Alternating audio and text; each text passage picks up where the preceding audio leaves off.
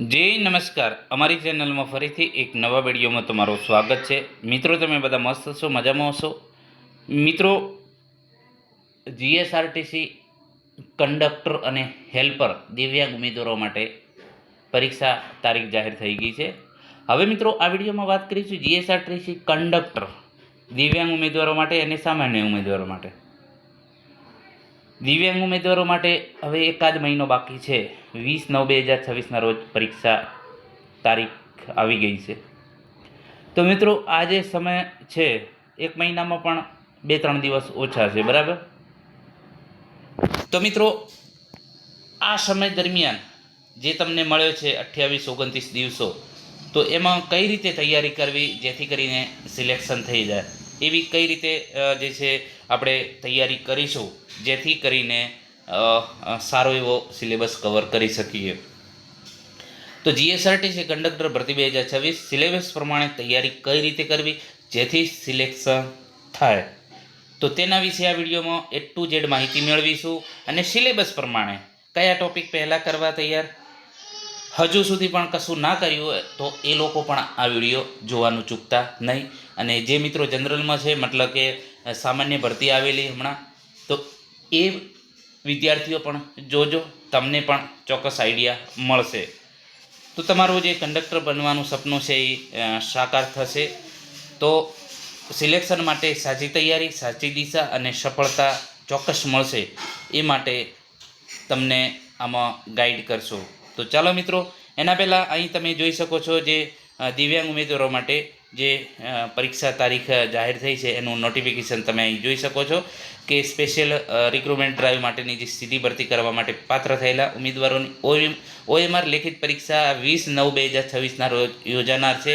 અને પરીક્ષામાં બેસનાર ઉમેદવારની હોલ ટિકિટ ડાઉનલોડ કરવાની સૂચનાઓ અને અન્ય સૂચનાઓ જે વેબસાઇટ ઉપર મૂકવામાં આવશે। એટલે કે હજુ સુધી ઘણા મિત્રોના મેસેજ આવેલા કે સર ડાઉનલોડ ક્યારે થશે કોલ લેટર, તો મિત્રો એની સૂચના પણ જાહેર થઈ જશે 15 દિવસ પહેલાં। મતલબ કે જે તમારી પરીક્ષા છે 20 તારીખે, તો 5 તારીખ પછી તમારા કોલ લેટર ડાઉનલોડ ચાલુ થઈ જશે, બરાબર? તો 15 દિવસ પહેલાં જે કોલ લેટર ડાઉનલોડ ચાલુ થવાના થઈ જશે।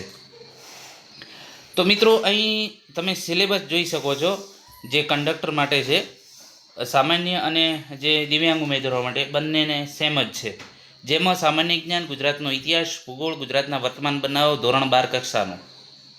મિત્રો, આમાં વાત કરીશું રોડ સેફ્ટી, પછી ગુજરાતી વ્યાકરણ, અંગ્રેજી વ્યાકરણ, ક્વોન્ટિટી એપ્ટિટ્યૂડ અને ટેસ્ટ ઓફ રિઝનિંગ જે 10 માર્ક્સનું છે, રોડ સેફ્ટી 10 માર્ક્સનું છે, ગુજરાતી ઇંગ્લિશ 10 માર્ક્સનું છે,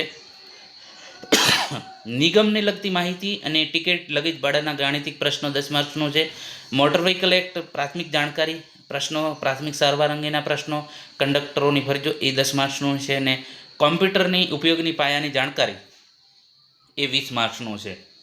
તો મિત્રો, સૌથી પ્રથમ તમારે તૈયારી ચાલુ કરવાની 8મા નંબરથી। અહીં જે ટોપિક 8મા નંબરનો આપેલો છે, કોમ્પ્યુટર ઉપયોગની પાયાની જાણકારી, આ 20 માર્ક્સ તમારે ક્લિયર કરી દેવાના છે। કારણ કે આ 20 માર્ક્સ તમને ખૂબ જ ઉપયોગી સાબિત થશે। કારણ કે 20 માર્ક્સ તમે લાવશો તો તમને ઘણો ફાયદો થશે। એના પછી સીધા રોડ સેફ્ટી ઉપર આવી જવાનું। રોડ સેફ્ટી પણ નાનું એવું ચેપ્ટર છે, અને ફરીથી આપણે વિડીયો ચાલુ કરીશું રોડ સેફ્ટી, કોમ્પ્યુટરના પ્રશ્નો, પછી નિગમને લગતી માહિતી, ટિકિટ અને લગેજ ભાડાઓ એ પણ તૈયાર કરી લેવા। તો મિત્રો, કોમ્પ્યુટરના પહેલો તૈયારી કરો, એના પછી રોડ સેફ્ટી, એના પછી નિગમને લગતી માહિતી એ પણ તમને યાદ રહી જશે, ટિકિટ અને લગેજ ભાડાના ગાણિતિક પ્રશ્નો એ પણ સહેલા જ છે। તો આપણે આવતીકાલથી ચાલુ કરીશું કોમ્પ્યુટરના પાયાની જાણકારીના પ્રશ્નો, પછી રોડ સેફ્ટી પણ એના વિશે તમામે મતલબ કે જે આરટીઓની જે તમામ 60 પેજનું છે એનો વિડીયો બનાવેલો છે, તો એ તમે જોઈ શકશો, પ્લેલિસ્ટમાં આપેલો છે।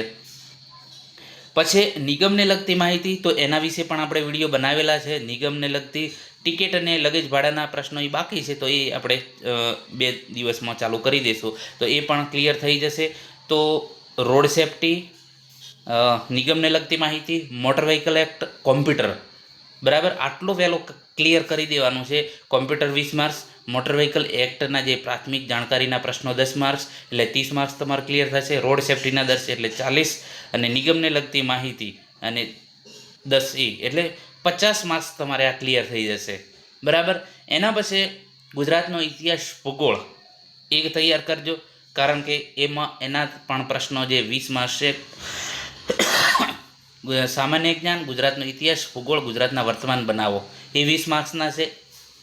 તો એ ગુજરાતનો ઇતિહાસ ભૂગોળ ન જવો જોઈએ, કારણ કે એ પ્રશ્નો તમને યાદ રહી શકશે એવા પ્રશ્નો હોય છે. અને ગુજરાતના વર્તમાન બનાવો હજુ 1 મહિનો છે બાકી, આપણે 15 દિવસ પછી ગુજરાતના વર્તમાન બનાવો એ તમામ વિડીયો તમને બનાવશો અને તમારી પરીક્ષા લક્ષી આપણે વિડીયો આવશે.